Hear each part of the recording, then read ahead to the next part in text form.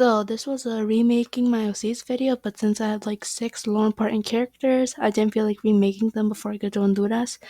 Maybe after the trip, but you heard the title. I am redrawing AI Slop. I did this once, but I am unoriginal, so I am doing it again, I guess.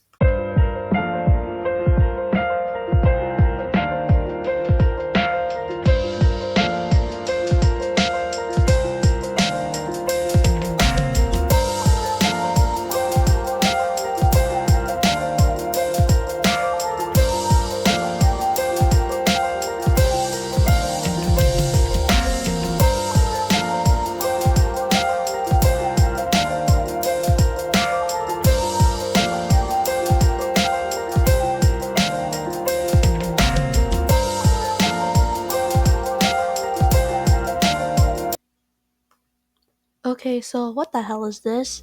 This is the one I picked because it is the most human and I like Tord. So what's the deal with these barcodes? Why does the other pair of ears not belong to this gremlin? Why does his shirt have a different pair of stripes on the left hand side? I like the idea of a cyborg AI thing. Maybe it's the pink skull pilot persona. In that case, sorry. In a forest, but honestly, they don't look like it too. Like, what is bro doing here? And the other three, it's the opposite. It's straight up makeup, but at the same time, it's unrealistic how they blend into the environment. The first one is what puts Manic Pixie Girl in. No, no, wait. Manic and Manic Pixie Girl. I don't understand the eyes on the second one, and why is the third one I clicked a cyborg cat?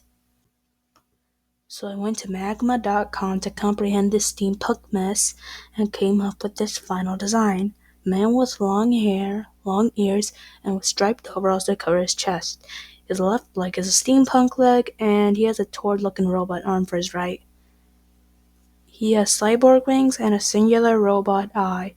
I used that one tangled guy and some steampunk prosthetics I traced as reference. Now for the pose. Instead of him just standing, I copied the pose from my Eduardo fan, kinda, sort of.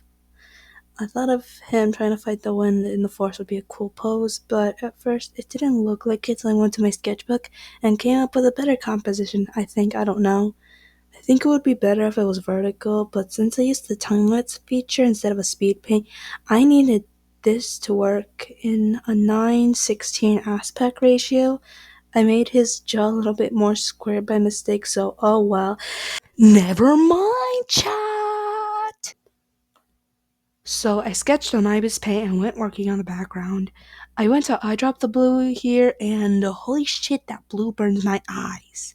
I changed the blue to a more bluer, more scrumdiddlyumptious blue that also matched the trees. The trees are too thick for me, and I would definitely fix it if I already didn't post the background on my community tab. Well, that was one day of script writing. Alright, day two. So I like the rust on his arms, and for some reason I forgot the ears. I don't know why. Making the background and foreground was fun, but it blends way too much with the character. If I put the ears, maybe he would blend in, but nah. I wish I put more time on the flowers. Overall, not my favorite because of the flatness, but at the same time, it kind of reminds me of Jackie, I don't know how to pronounce it, Dorico? Well, if it wasn't for the flowers, they are so desaturated. It makes me wonder why I didn't just change the hue and saturation. It literally ruins the vibe. It's like this colorful tropical thing in the original. It just ruins it. It's just so gray. I hate it. Well, time to yap some more because the people that watch long form videos probably don't watch videos that are 4 minutes or less. I asked the AI what's the deal with all the unnecessary stuff. Like, no joke, this is what it replied with. The curious combination of flowers, mushrooms, and robotic limbs. Let's delve into the whimsical world of this original character. I never want to do this voice ever again after this. Flowers symbolizing growth, beauty, fleeting moments. Flowers often represent life's delicate balance. Perhaps our character has a deep connection to nature and possesses an ability related to flora. God, what accent is this? I swear it's just the nerd one. I don't know what I'm doing wrong. Mushrooms. Ah, yes, the mimic fungi. Mushrooms can even provoke mystery, transformation, and even danger. Maybe your character collects rare mushrooms with magical properties, or has a symbiotic relationship with a sentient mushroom companion. Who? The juxtaposition of the organic and mechanical elements sparks intrigue. These limbs could signify resilience, adaptation, or past trauma. Perhaps our characters part cyborg, blending human emotions with machine precision. Remember, creativity has no bounds. Feel free to reimagine this character in your own style. Palette emoji, sparkles emoji. Not funny. First off, what's the deal with all this nerdy ass language? Who the hell uses juxtaposition and enigmatic? Need I remind you this is the original drawing? That looks like a random child. What makes you think that this is a resilient, mysterious, or delicate creature? First off, I ask what the point of all the flowers, mushrooms, and robotic limbs are. Aren't you meant to figure that out by now? This reminds me of the early versions of my OC Judith, where all I could do is just draw her evilly smiling at the camera. What does that make you think of her besides this being a first attempt at a character? Here, yeah, she's doing nothing, but the colors, shapes, and art style itself probably tells you that she's at least a negative character, at least.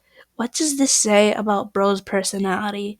Sure, I get that maybe if they have no personality and just exist to kill people or, I don't know, destroy the forest, this says nothing. At least in my take, they're doing something.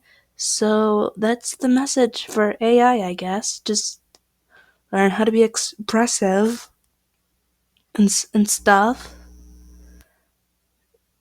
and just don't add random details, I guess. So yeah, who did better? I'm sorry for the thumbnail, and bye chat. Music make you lose control.